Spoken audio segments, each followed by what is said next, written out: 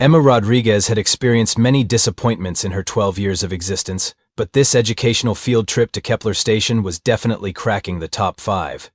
Right up there with the time her mom made Brussels sprouts pizza and called it fusion cuisine. "Now, children," announced Mrs. Patterson, their teacher, with the kind of forced enthusiasm that made Emma wonder if adults got special training in how to make everything sound boring. "We're approaching one of humanity's most advanced research stations. Isn't that exciting?"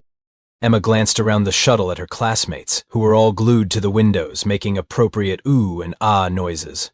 Apparently, she was the only one who found the idea of touring a glorified space laboratory about as thrilling as watching paint dry in zero gravity. She pressed her face against the small porthole next to her seat and sighed.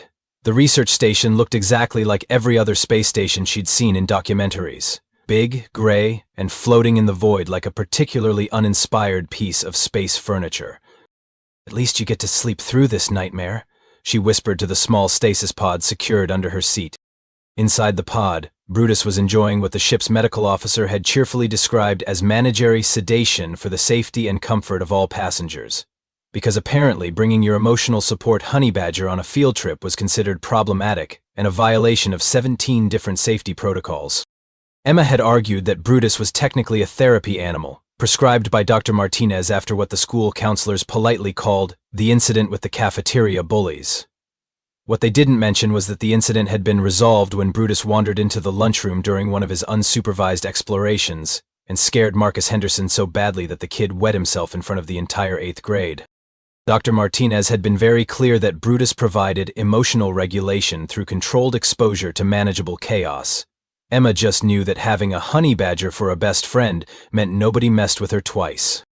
But the Space Tourism Board had different ideas about what constituted appropriate travel companions, which is why Brutus was currently unconscious and Emma was trapped listening to Mrs. Patterson explain the fascinating history of orbital waste management systems. "The station processes over 200 tons of recycled materials daily," Mrs. Patterson continued, apparently under the impression that this was the kind of fact that would inspire young minds. Emma was seriously considering asking if she could join Brutus in stasis when the lights suddenly flickered. Then the shuttle shuddered. Then someone up front started screaming in that particular pitch that suggested imminent doom. Through the porthole, Emma watched as a ship roughly the size of a small moon slid into view. It was black, angular, and covered in what looked like spikes and teeth. Basically, it screamed, "We're here to ruin your day," in 17 different alien languages. "Attention, human vessel," came a voice over the comm system that sounded like someone gargling gravel mixed with bad intentions. "Prepare to be boarded.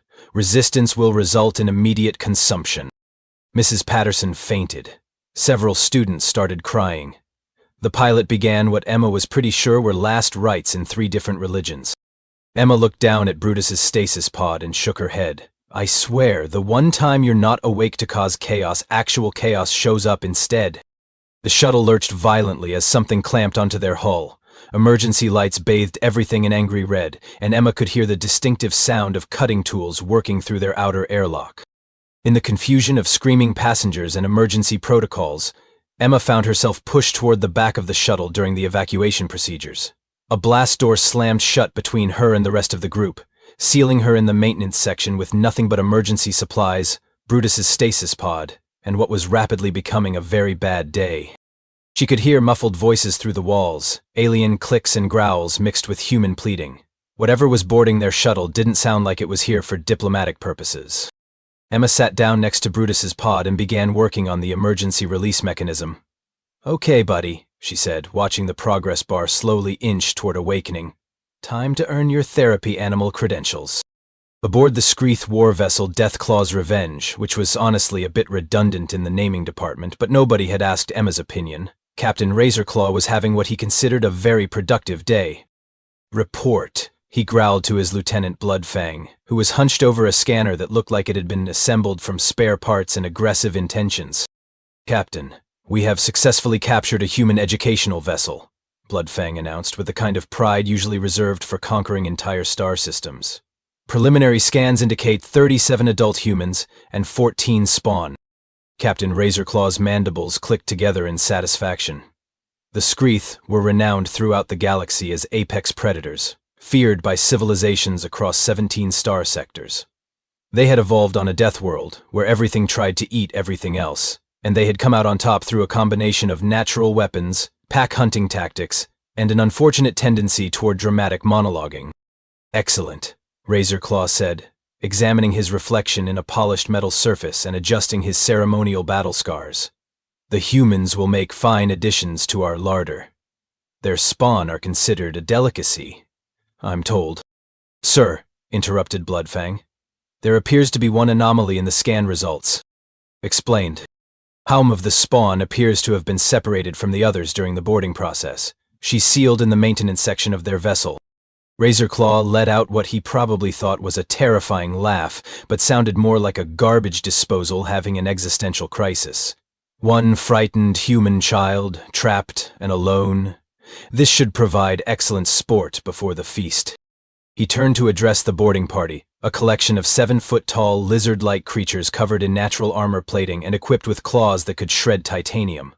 They looked like someone had crossed a crocodile with a medieval knight and given the result anger management issues. "Listen well, warriors of the Screeth," Razorclaw declared, because apparently everything was a dramatic speech opportunity. "We shall hunt this lone spawn through the corridors of her own vessel. She will know fear. She will know despair. And then she will know the honor of feeding the greatest predators in the galaxy." The boarding party roared their approval, a sound that would have made a pack of wolves reconsider their career choices. Meanwhile, back on the shuttle, Emma was getting increasingly impatient with the stasis pod's revival sequence. "Come on," she muttered, watching the progress bar creep along at what felt like the speed of bureaucracy. "How long does it take to wake up one moderately grumpy honey badger?" She could hear the aliens cutting through the blast door, their tools throwing sparks that danced across the maintenance bay like deadly confetti. Their voices carried through the metal, a mix of clicks, growls, and what sounded suspiciously like someone arguing about proper seasoning techniques.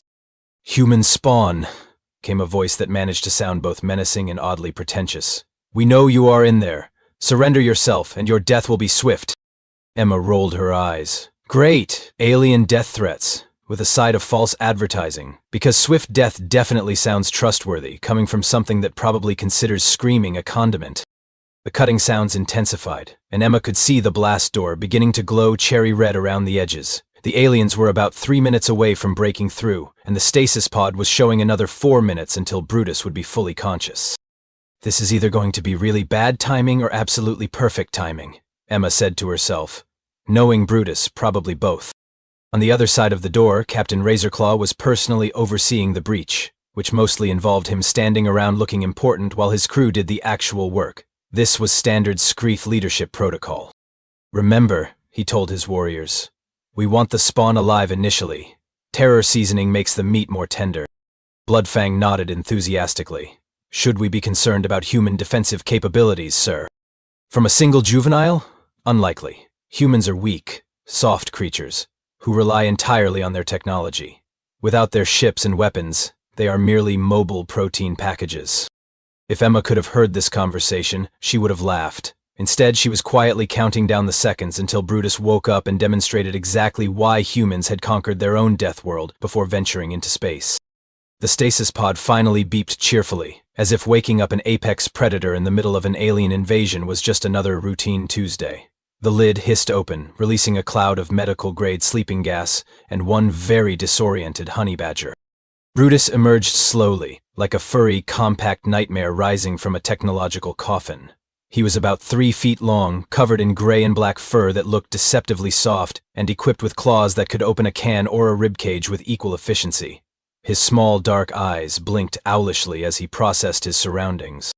"Morning, sunshine," Emma said, scratching behind his ears. "Sleep well? Because we've got company, and they're not here to sell us alien scout cookies."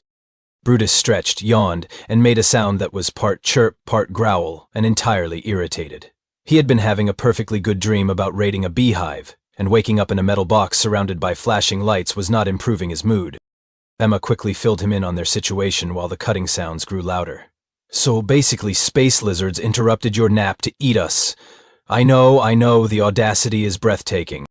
At the mention of interrupted sleep, Brutus's expression shifted from general annoyance to something that would have made a wolverine apologize and back away slowly. His fur began to bristle, and he made a low sound that suggested someone was about to have a very bad day. "That's my boy," Emma said fondly. "Remember, they woke you up. This is self-defense." The blast door finally gave way with a shower of sparks and molten metal. Through the smoking breach came Captain Razorclaw, followed by 3 of his finest warriors. They had to duck to fit through the opening, their scaled armor gleaming in the emergency lighting. They spread out in the maintenance bay with the practiced efficiency of predators who had done this many times before. Their weapons were drawn, their claws extended, and their confidence absolutely bulletproof. "Ah," said Captain Razorclaw, spotting Emma sitting calmly next to what appeared to be a small, furry animal. "There you are, little morsel. We were beginning to think you had evaporated." Emma looked up at the 7-foot-tall lizard creature with the casual interest of someone observing mildly unusual weather. "Hi there, quick question. Are you guys actually this bad at research, or is dramatic entrance your primary skill set?" The Screeth warriors exchanged glances. This was not the cowering terror response they had expected. "Insolent spawn," Razorclaw snarled. "You will learn respect before you become our meal. But first, what is this pathetic creature beside you? Did you bring livestock for our convenience?" Emma's eyebrows rose. "Livestock? Oh, this is fantastic. You guys really didn't do your homework, did you?" Brutus, meanwhile, had finished his assessment of the situation. 4 large, scaly creatures had interrupted his nap, were making threatening gestures toward his human, and were standing between him and the exit. In honey badger mathematics, this equation had exactly one solution. "This is Brutus," Emma said pleasantly, still petting the increasingly tense ball of fur beside her. "He's my therapy animal. Helps me with emotional regulation and social anxiety." "A therapy animal," Bloodfang laughed, the sound echoing off the metal walls. "Humans are even more pathetic than our intelligence reports suggested. You brought a pet to comfort you in your final moments?" "Well, he does help me stay calm," Emma admitted, "though I'm not sure you're going to find him particularly comforting." Brutus stood up, stretched again, and looked directly at Captain Razorclaw with the kind of focused attention usually reserved for things that were about to become recently deceased. "Behold," Razorclaw announced to his crew, "the mighty human military response. A child and her fuzzy companion. Truly, we should have brought our entire fleet for such a formidable opponent." The Screeth warriors laughed dutifully at their captain's joke. Emma sighed and gave Brutus one final pat. "Okay, buddy," she said softly. "These nice aliens think you're livestock. They also interrupted your nap, threatened to eat me, and just laughed at you. You know what to do." Brutus looked up at her with an expression that clearly said, "Are you absolutely sure about this?" "I'm sure," Emma confirmed. "Besides, they started it." That was all the permission Brutus needed. He turned toward the Screeth warriors, and his entire demeanor shifted from sleepy confusion to something that would have made a berserker Viking reconsider his life choices. The last thing Captain Razorclaw saw before chaos descended was a small, furry creature that suddenly looked a lot less like livestock, and a lot more like concentrated violence in a deceptively cute package. What happened next would later be described by xenobiologists as a masterclass in why Earth's ecosystem produces the galaxy's most unreasonable fauna. But in the moment, it just looked like 30 pounds of absolute fury had decided to redecorate the maintenance bay with alien body parts. Brutus launched himself at the nearest Screeth warrior with the kind of acceleration that defied several laws of physics and at least one law of common sense. His trajectory was perfect. His aim was flawless, and his landing technique could best be described as hostile takeover.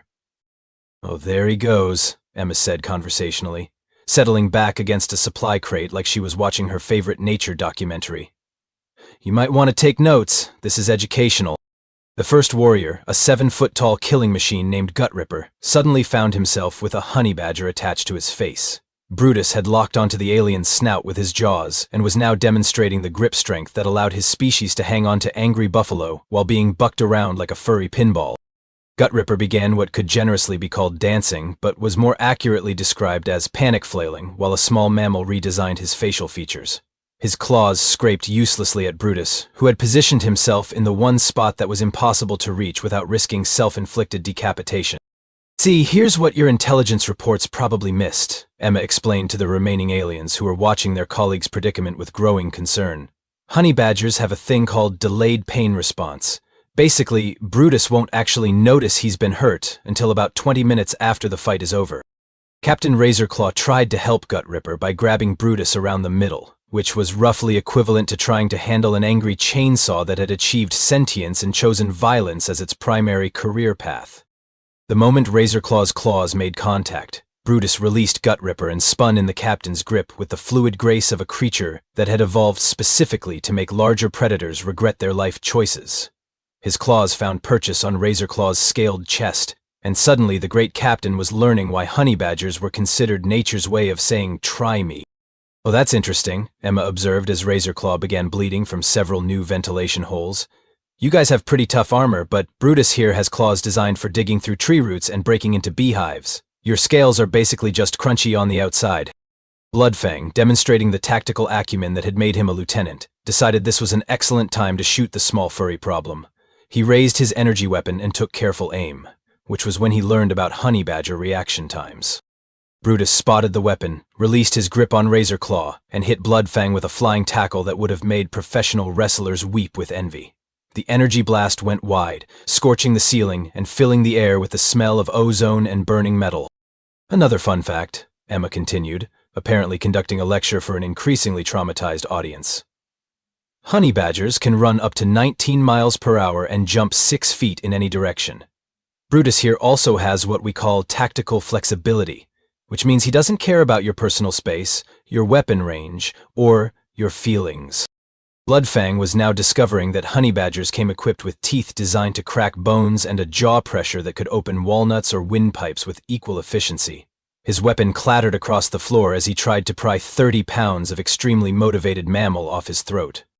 The fourth warrior, wisely, had backed toward the exit. This was when he learned that honey badgers also had something called situational awareness, and a strong opinion about leaving parties early. Brutus bounded off Bloodfang, who was now making sounds like a deflating balloon, and intercepted the retreating Screeth with the enthusiasm of someone who had just discovered that the buffet was all you can eat. "The really impressive part," Emma said, watching Brutus demonstrate his climbing skills on a 7-foot vertical surface covered in natural armor, "is that honey badgers are actually pretty smart. Brutus isn't just attacking randomly, he's targeting your weak points. See how he's going for joints and gaps in your armor?" Captain Razorclaw, bleeding from multiple claw marks and missing several scales, tried to restore some dignity to the situation. "Impossible," he wheezed. "We are apex predators. We have conquered 12 star systems." "That's nice," Emma replied. "Brutus once fought off 3 adult male baboons because they got between him and a beehive. Baboons, by the way, are way scarier than you guys. They have opposable thumbs and use psychological warfare." Gutripper, who had managed to get his face back under his control, made the mistake of trying to corner Brutus against a wall. This was when he learned that honey badgers didn't believe in corners, walls, or the general concept of being trapped. Brutus went up the wall, across the ceiling, using exposed pipes and conduits, and dropped onto Gutripper's back like a furry missile with anger management issues. The alien went down hard, and Brutus rode him to the floor with the casual expertise of someone who had done this before. "You know what the really funny part is?" Emma asked, as the sounds of alien distress echoed through the maintenance bay. "Brutus isn't even trying that hard. This is just him being mildly annoyed. You should see him when he's actually angry." The maintenance bay had become a symphony of Screeth warriors, learning that being apex predators on their home world didn't necessarily translate to success when facing Earth's least reasonable fauna.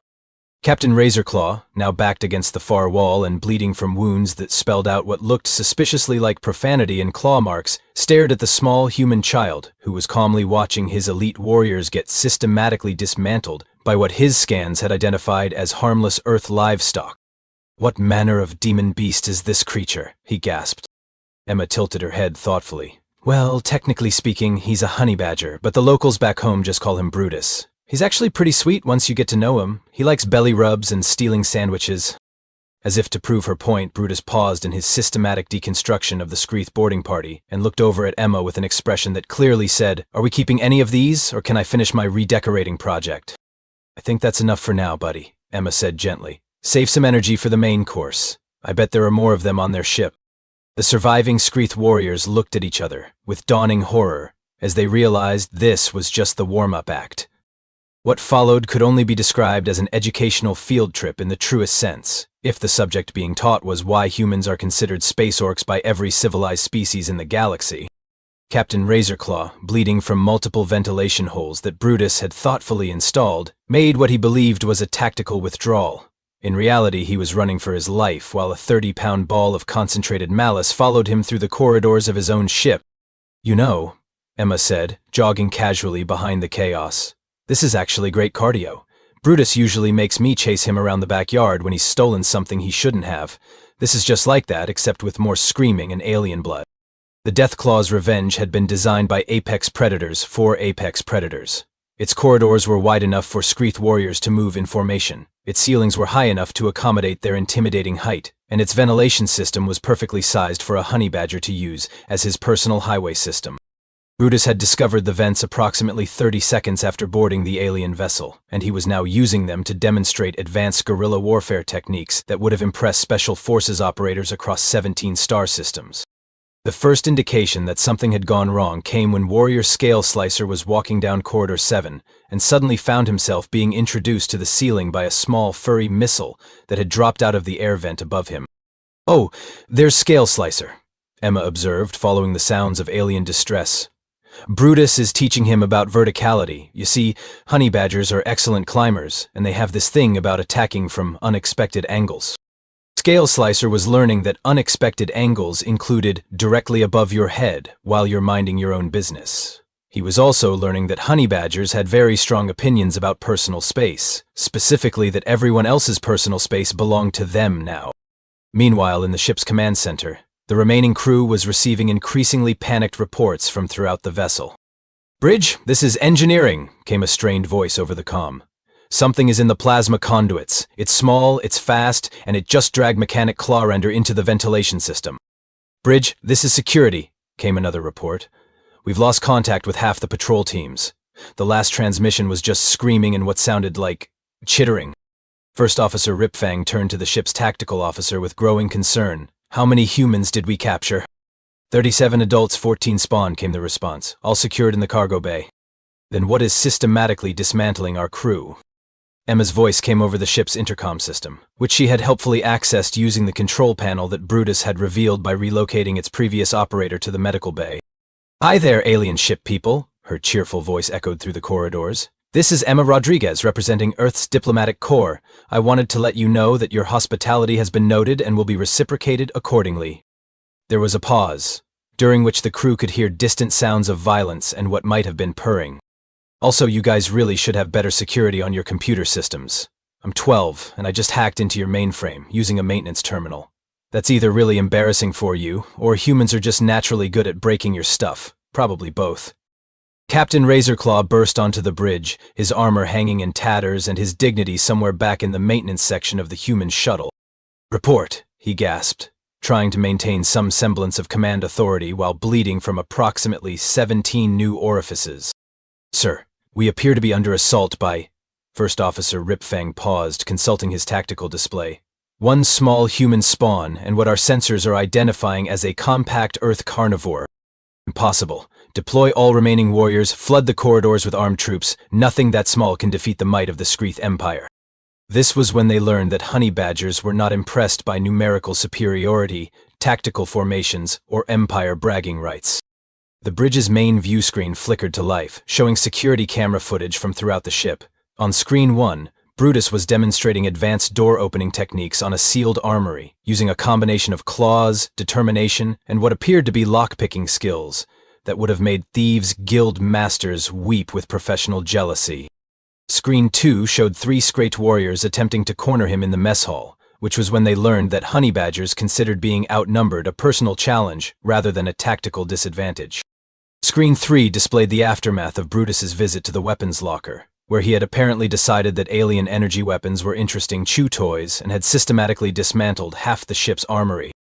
"You see," Emma's voice continued over the intercom, "the thing about honey badgers is that they don't really understand the concept of impossible odds. Brutus once ate an entire wasp nest because they annoyed him. You guys are basically just big, scaly wasps with better weapons." On screen 4, Brutus was having what appeared to be a philosophical discussion with a group of 5 warriors who had managed to surround him near the ship's reactor core. The discussion involved a lot of alien screaming and honey badger sound effects that suggested the philosophy in question was might makes right, and I have the might. Captain Razorclaw watched in growing horror as his elite warriors, trained from birth to be perfect killing machines, were systematically outclassed by a creature that looked like it should be selling adorable calendars rather than conducting military operations. "Sir," First Officer Ripvang said quietly, "perhaps we should consider diplomatic solutions." "Diplomatic solutions," Razorclaw snarled. "We are Skreeth. We do not negotiate with prey." "With respect, sir," Ripfang replied, watching Screen 5 where Brutus was apparently redecorating the ship's trophy room with the contents of several warriors who had made the mistake of getting between him and something shiny. "I'm not entirely sure we qualify as predators in this particular food chain." Emma's voice came back over the intercom, now with the casual tone of someone providing customer service feedback. "Oh, and just so you know, Brutus found your engine room. He's not breaking anything important, but he did make friends with your chief engineer. Well, I say friends. The engineer is currently reconsidering his career choices while hanging upside down from a plasma conduit." The bridge crew looked at their tactical displays, which were showing system failures cascading throughout the ship as Brutus continued his guided tour of their vessel's most critical components. "Also," Emma continued, "I should mention that Brutus gets cranky when he's hungry. It's been about an hour since his last snack, so you might want to wrap this up before he decides your crew looks like an all-you-can-eat buffet." Captain Razorclaw stared at the screens, watching 30 pounds of Earth fauna systematically dismantle a ship designed to conquer star systems. Somewhere in the distance he could hear the sounds of his warriors learning advanced lessons in humility from a creature that probably couldn't spell apex predator, but could certainly demonstrate why the concept was relative. "Sir," came a trembling voice over the comm. "This is the medical bay. We're running out of bandages, surgical supplies, and dignity. Request permission to surrender." "Skreeth do not surrender," Razorclaw growled automatically. "Then perhaps," came Emma's helpful voice, "we could discuss alternative arrangements. I'm thinking you guys drop us off at the nearest space station, apologize for the inconvenience, and promise to tell everyone you meet that humans have really unreasonable pets." On the main screen, Brutus appeared to have found the ship's central command nexus, and was investigating it with the kind of focused attention that suggested he was either trying to understand alien technology or deciding whether it would taste better with honey. The rescue fleet that arrived 47 minutes later consisted of 3 Earth Defense Force cruisers, 2 diplomatic vessels, and 1 very confused xenobiology research ship that had been hastily redirected when long-range sensors detected what appeared to be a complete ecosystem collapse aboard a Skreeth war vessel. Admiral Rebecca Torres, commanding officer of the EDF Indomitable, had seen many things during her 30-year career. She had negotiated peace treaties with crystalline hive minds, survived 3 different types of temporal anomalies, and once had to explain to a sentient gas cloud why humans couldn't just phase shift their molecular structure for better communication. But she had never encountered a distress signal quite like this one. "Admiral," reported Communications Officer Liu, "we're receiving a transmission from the Skreeth vessel. It's unusual." "Define unusual, Lieutenant." "Well, ma'am, it appears to be a 12-year-old human girl providing a status report while what sounds like a small mammal systematically restructures alien architecture in the background." Admiral Torres rubbed her temples. "Put it through." Emma's cheerful voice filled the bridge, accompanied by distant sounds that seemed to involve metal being creatively rearranged and alien voices pleading for various forms of mercy. "Hi there, rescue people. This is Emma Rodriguez, calling from the bridge of the Skreeth warship Deathclaw's Revenge. Current status is secure, though we've had to make some management changes." "This is Admiral Torres," Admiral Torres replied. "This is Admiral Torres of the Earth Defense Force. Are you injured? What's your current situation?" "Oh, I'm fine, thanks for asking. Brutus is also fine, though he's a little cranky about having his nap interrupted. He's currently conducting a comprehensive security review of the alien vessel. Very thorough, lots of attention to detail." There was a pause, during which the bridge crew could hear what sounded suspiciously like a honey badger having strong opinions about alien engineering standards.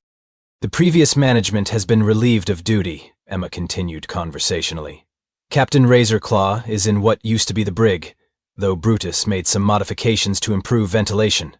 Most of the crew is in the medical bay, the cargo hold, or scattered around various corridors, depending on how quickly they learn to cooperate." Admiral Torres looked at her tactical officer, who was staring at his displays with the expression of someone whose instruments were telling him things that couldn't possibly be true. "Ma'am," he whispered, "sensors confirm minimal life signs throughout the Skreeth vessel. Most appear to be in medical distress. There are no active weapon signatures, no shield emissions, and what appears to be a single small mammalian life form moving freely through the ship's command sections. Emma, Admiral Torres said carefully, when you say management changes, what exactly do you mean? Well, Brutus and I had a little discussion with the aliens about their hospitality practices, and we've reached what I think you'd call a mutual understanding. They've agreed to return all the kidnapped passengers, apologize for the inconvenience, and provide testimonials about the effectiveness of human diplomatic methods. Another crash echoed through the comm, followed by what might have been aliens sobbing. Brutus is just finishing up some renovations to their weapons systems, Emma explained. He has very strong opinions about proper disarmament protocols. Also, he found their food stores and discovered that alien ration packs taste terrible. He's been leaving reviews. Admiral Torres' xenobiology officer, Dr. Sarah Chen, leaned forward with professional fascination. Admiral, if I'm understanding correctly, a single honey badger has successfully captured an entire Screeth war vessel?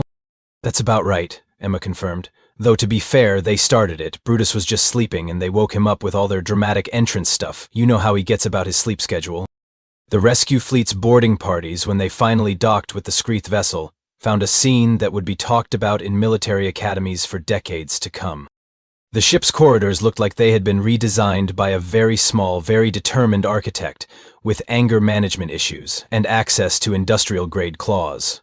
Bulkheads had been opened in ways that weren't technically doors but served the same function. The ventilation system had been converted into what appeared to be a comprehensive transportation network. The weapons lockers had been systematically audited and found wanting. Captain Martinez of the boarding team found Emma in the ship's command center, sitting in the captain's chair and reading what appeared to be a children's book while Brutus napped contentedly in her lap. Around them, the bridge crew of the Deathclaw's Revenge sat in various states of technological restraint, having been secured with their own binding equipment in a display of efficiency that would have impressed professional security specialists. "Afternoon, Captain Martinez," Emma said politely, looking up from her book. "Thanks for coming to get us. I hope you don't mind, but we've made ourselves comfortable." Captain Martinez looked around the bridge, noting the carefully arranged alien crew members who were watching Brutus with the kind of respectful terror usually reserved for natural disasters and tax auditors. "Emma, what exactly happened here?" "Oh, you know, the usual. Aliens interrupted our field trip, made some threats, learned about Earth's diplomatic policies regarding uninvited guests. Standard stuff, really." She scratched behind Brutus's ears, and the honey badger made a sound that was part purr, part growl, and entirely satisfied with the day's work. "The important thing is that everyone learned something today," Emma continued. "The aliens learned about proper guest etiquette. Brutus learned that alien starships have excellent climbing surfaces, and I learned that honey badgers make really effective diplomats when properly motivated." First Officer Ripfang, who was secured to his station with what appeared to be his own restraining cables, spoke up in a voice that suggested recent trauma. "Human child," he said carefully, "your companion has agreed to accept our surrender and spare our lives if we provide safe passage to your people and a formal apology to your government." "That's right," Emma confirmed. "Brutus negotiated very reasonable terms. You get to keep your ship, most of your crew, and your dignity, such as it is. In exchange, you're going to tell everyone you meet that humans are under the protection of creatures that don't believe in mercy, proportional response, or the concept of acceptable losses." Admiral Torres's voice came over the comm system. "Emma, we're ready to transfer you and the other passengers back to our ships." "Sounds good, Admiral. Just give me a minute to pack up." Emma gently lifted Brutus, who stretched and looked around the bridge with the satisfied expression of someone who had completed a successful home improvement project. "Brutus wants to keep the captain's chair," Emma announced. "He says it's comfortable and has good strategic positioning. Also, he's marked it as his territory, so according to Honey Badger law, it's his now." Captain Razorclaw, who was secured in the corner with what appeared to be his own command codes binding him to a computer terminal, made a sound that might have been agreement or might have been despair. As the rescue teams prepared to transfer the human passengers back to their own ships, Emma paused at the bridge entrance and turned back to the assembled Screeth crew. "Oh, one more thing," she said brightly. "Brutus wanted me to mention that if anyone ever bothers humans again, he'll be personally disappointed. And when honey badgers are disappointed, they tend to express their feelings through interpretive violence and creative property destruction." She looked down at Brutus, who was surveying his conquered territory with the calm satisfaction of someone who had spent a productive afternoon educating aliens about the realities of Earth's ecosystem. "Plus, he really likes space travel now. I think we might make this a regular thing." The last thing the Screeth crew heard as Emma and Brutus left the bridge was the honey badger making a sound that was definitely, unmistakably, laughter. 6 months later, the Galactic Council would officially designate Earth as a protected diplomatic zone and add honey badgers to the list of species too unreasonable for military engagement. The Screet Empire would quietly abandon their expansion plans and take up agriculture instead, finding that growing vegetables was much safer than hunting humans. And Emma Rodriguez would become the youngest person ever to receive the Diplomatic Service Medal, though she would always insist that Brutus did most of the actual negotiating. After all, as she frequently told anyone who would listen, humans weren't really the apex predators of Earth. They were just smart enough to make friends with the ones who were.